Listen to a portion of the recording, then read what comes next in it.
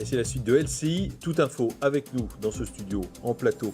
Le docteur Patrick Pelloux, bonjour. Bonjour. Médecin urgentiste au SAMU. Le docteur Jérôme Marty, bonjour. Bonjour. Vous êtes le président de l'Union française des médecins libres. Et le docteur Gérard Kierzek. Bonjour Gérard, Bonjour. médecin aux urgences. Alors vous, pourquoi vous êtes là? Alors on va tout de suite répondre, mais je vous demande évidemment d'approfondir. Vous lancez un appel en 5 points.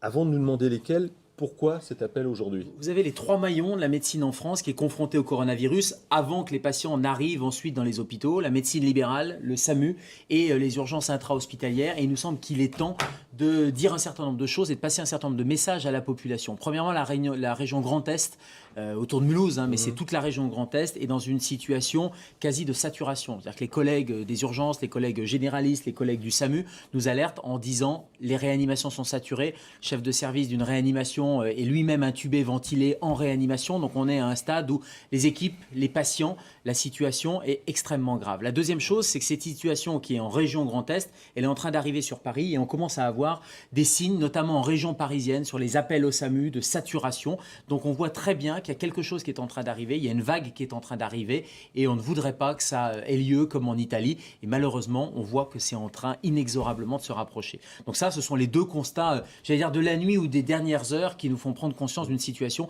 et donc d'un certain nombre de messages de responsabilité en tant que professionnels de santé que nous devons passer au grand public.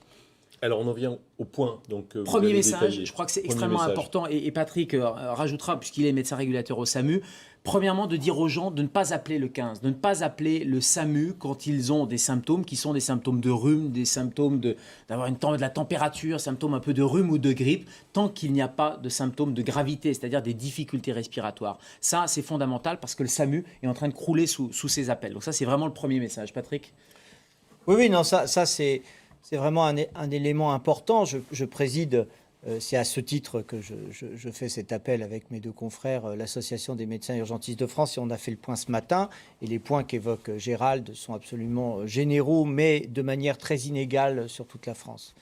Le SAMU est une grande chose, c'est une grande conception, c'est là pour l'urgence vitale, pour secourir les gens. Or là, nous sommes submergés et débordés par les appels de tout coronavirus.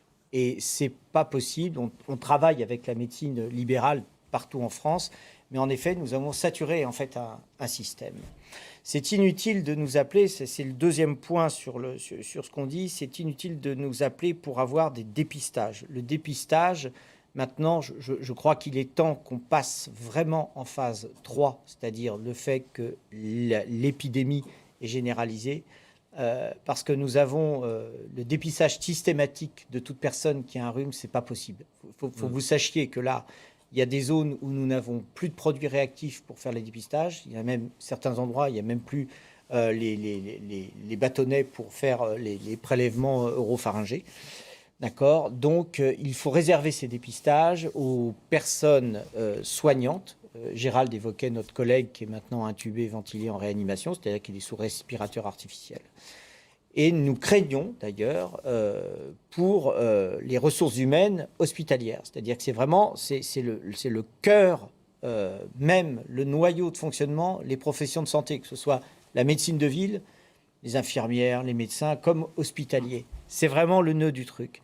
Il faut préserver ces traitements. Si vous avez juste un rhume, un syndrome grippal, rentrez en contact avec votre médecin traitant. L'Assistance publique Hôpitaux de Paris a développé une simple application qui peut être mise vraiment pour vous surveiller de manière très intéressante. Ça a été rendu public et c'est gratuit pour surveiller les gens à distance. Utilisons ces nouveaux outils. Ce sont les médecins généralistes. Donc, deuxième point, c'est les tests qui deviennent inutiles. Donc, ça ne sert à rien de demander ces tests. Et le troisième point, c'est le rôle de la médecine générale, puisque c'est les collègues généralistes qui sont en première ligne et qui doivent devenir les référents sur ce sujet. Voilà, et on voit bien qu'en phase 3, on l'a dit, vous savez qu'il y a une inversion de la doctrine, c'est-à-dire que jusqu'à présent, tous les patients qui étaient symptomatiques se diriger vers l'hôpital, faire appeler le SAMU qui venait les chercher et était ensuite pris en charge par l'hôpital. Et là, c'est la médecine libérale, mais dans toutes ses composantes, comme le disait Patrick Pelloux, c'est-à-dire les infirmières, les kinés, les médecins, qui vont véritablement faire rempart et voir un maximum de cas et permettre à l'hôpital de se consacrer aux cas les plus graves. Ce qu'on dit aux patients, c'est de reconsidérer leur position par rapport aux médecins, c'est-à-dire que pour tout ce qui est bénin, tout ce qui ne relève pas d'une consultation urgente, qu'ils appellent d'abord leur médecin au téléphone, qu'ils restent chez eux au maximum, parce que ce n'est pas la peine de venir dans une consultation, dans une salle d'attente où on risque de se contaminer, ça c'est la première chose. Et puis surtout, on va avoir de plus en plus de cas à traiter, de patients qui vont être Covid positifs, qui auront le Covid-19, pardon, qui seront corona positifs en quelque sorte. Et donc, on doit nous laisser avoir le temps de prendre en charge les gens. Donc ça, c'est le premier message. Le deuxième message, c'est de dire à tous les confrères qu'ils se protègent.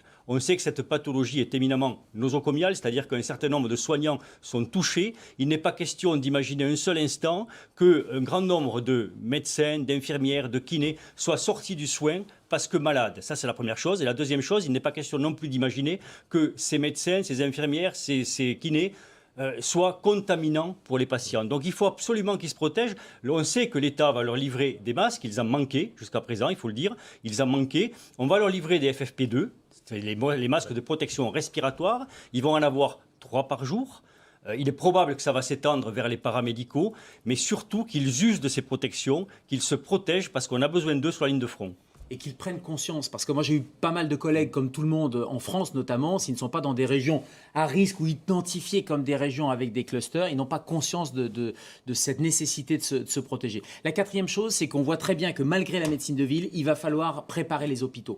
Les hôpitaux, c'est à Paris, en région parisienne, il y a déjà plus de 130 malades qui sont intubés, ventilés dans des réanimations. On voit bien qu'on est en train d'arriver sur des phases critiques. Il faut à tout prix, et ça c'est un message plus aux directions hospitalières, qu'elles préparent, qu'elles vident les réanimations, qu'elles préparent des lits et qu'elles augmentent leur capacité en lits d'hospitalisation. Aussi bien de réanimation, mais aussi de lits avec de l'oxygène tout simplement, pour pouvoir, une fois que vous avez passé le stade critique de la réanimation, libérer le lit pour pouvoir être dans un service par exemple. Donc il faut mobiliser absolument toutes les ressources hospitalières en termes de lits, de réa, mais de lits tout simplement d'hôpitaux, parce que c'est ça qui va devenir le point critique. Et puis le cinquième message, et c'est le dernier de cet appel, c'est de dire à tous qu'il n'y a pas de limite d'âge, il n'y a pas de limite territoriale, c'est que tout le monde, quel que soit l'âge, partout sur le territoire, parce que le virus circule de partout sur le territoire, il faut respecter les mesures barrières qui sont redites à chaque fois. Et là aussi, j'ai l'impression, et on a tous cette impression-là, quand on discute avec des gens en province notamment, qui disent « mais ça ne nous concerne pas, le coronavirus, c'est très loin de nous, etc. » Demain, c'est une journée électorale,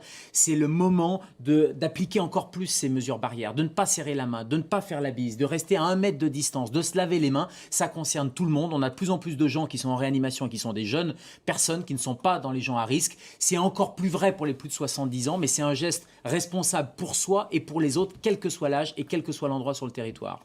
C'est ce que l'on répète à l'envi, tous, c'est véritablement l'équipe de France qui doit lutter contre ce virus. Et l'équipe de France, c'est à la fois les patients, les Français, les soignants, et le rôle individuel de chaque patient, de chaque Français est aussi important que celui des soignants. C'est ce qu'il faut bien que les gens comprennent, c'est que le fait de respecter les consignes fait d'eux en quelque sorte des combattants de ce virus et augmente encore plus la barrière et va permettre à l'hôpital de faire face et de ne pas arriver dans la situation italienne, c'est-à-dire à être dépassé, avoir les capacités en réanimation dépassées parce qu'on n'a pas su bloquer suffisamment le virus.